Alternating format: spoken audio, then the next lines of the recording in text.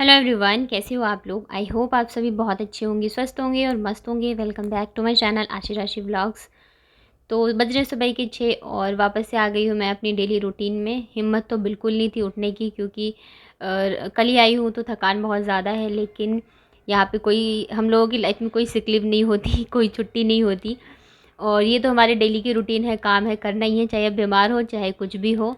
तो फिर ये भी है, इनका ऑफिस है, आशी का स्कूल है, तो दोनों को ही लंच चाहिए। और 3-4 दिन मैं थी नहीं तो ये भी लंच नहीं लेके जा रहे थे, मतलब आ ही नहीं रहे थे, ऑफिस में ही थे।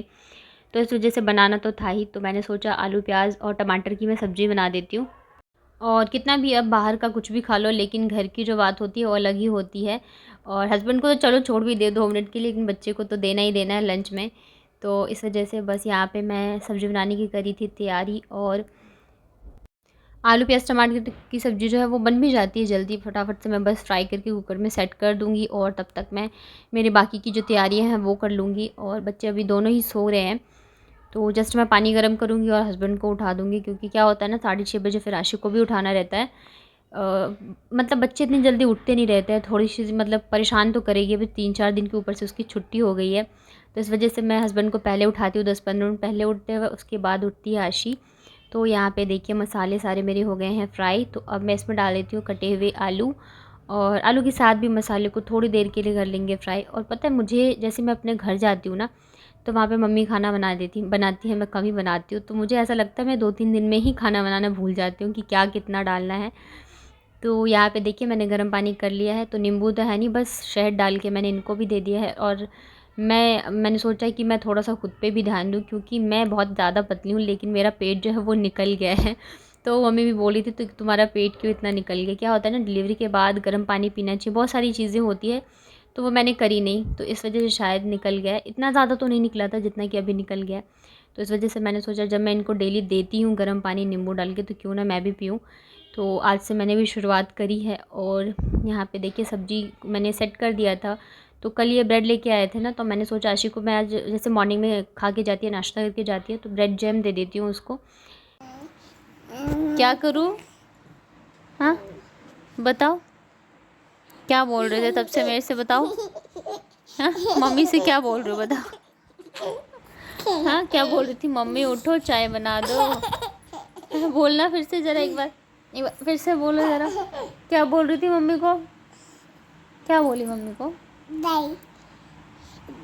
चाय बना दो। हाँ। आप चाय पियोगे? हाँ। बच्चे चाय नहीं पीते? नहीं पीते ना? नहीं। फिर क्यों बोल रही थी मम्मी उठो चाय बना दो? चाय बना दो। नहीं, चाय नहीं पीते बच्चे, पीते हैं दूध। क्या पीते हैं बच्चे? दूध। चाय पियोगे? हाँ। चाय नहीं पीना। और छोटा के पापा कहाँ गए? नहीं है, कहाँ गए? और पापा आप ही और दीदी स्कूल कहाँ गई दीदी? अच्छा, और नानी कहाँ है? नहीं है, कहाँ गई नानी? हाँ, क्या है? क्या हो गया? कुआ? नानी कहाँ है? नहीं है, कहाँ गई नानी? हुआ है, कहाँ हुआ है?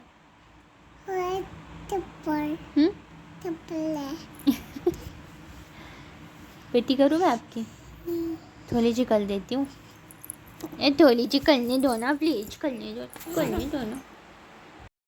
अभी ना कुछ टाइम पहले की बात है, जब मैं बहुत ज़्यादा डर गई थी कि बाबू बोलती नहीं है। लोग भी बोलने लग गए थे मुझे कि ये तो बोलती नहीं है, बोलती नहीं है। और मैं डॉक्टर के पास भी चली गई थी ये चीज़ पूछने के लिए कि क्यों नहीं बोलती है। लेकिन आज की डेट है, इतनी ज़्यादा बोलने लग गई है ना, हर एक चीज़ बोलती है, हर एक चीज़। आज दोपहर में मुझसे बोल रही, मम्मा उठो चाय बना लो। मतलब उसने वहाँ पे सुना होगा ना शायद मम्मी को बोलते हुए, तो इस वजह से अब इतनी ज़्यादा बोलने लगी है कि बस पूछो ही मत। तो उसके बाद ये है शाम का खाना वगैरह खा के हम लोग सो गए थे। थोड़े बहुत जो काम होते वही किए थे मैंने, क्योंकि बिल्कुल ही मेरी हिम्मत जो है वो जवाब दे रही थी।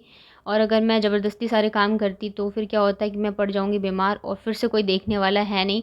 आशी का स्कूल, सारी चीज़ें जो है एकदम से, जब घर की लेडीज़ बीमार पड़ती है ना, तो सारे काम जो है एकदम से ख़राब हो जाते हैं। और ऐसा नहीं होता है कि आप बीमार पड़ के लेटे रहो, काम करना होता ही है, तो उस टाइम पे ना बहुत ज़्यादा मुश्किल हो जाती है।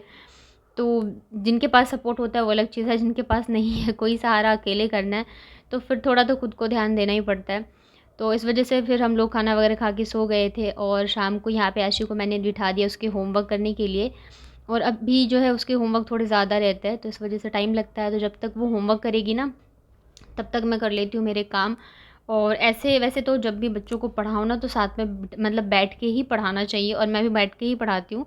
वो पढ़ाई करती रहती है, तब तक मैं कुछ और काम कर लेती हूँ, लेकिन साथ में बैठी रहती हूँ, क्योंकि नहीं तो फिर क्या होता है ना कि मतलब करती नहीं रहती वो, या तो फिर कुछ उल्टा सीधा कर देगी, तो इस वजह से। लेकिन आज मैं बैठ नहीं सकती हूँ, मुझे बहुत सारे काम करने हैं दोपहर में, मतलब दिन में मैंने नहीं किए, तो मुझे सारे काम अभी निपटाने हैं।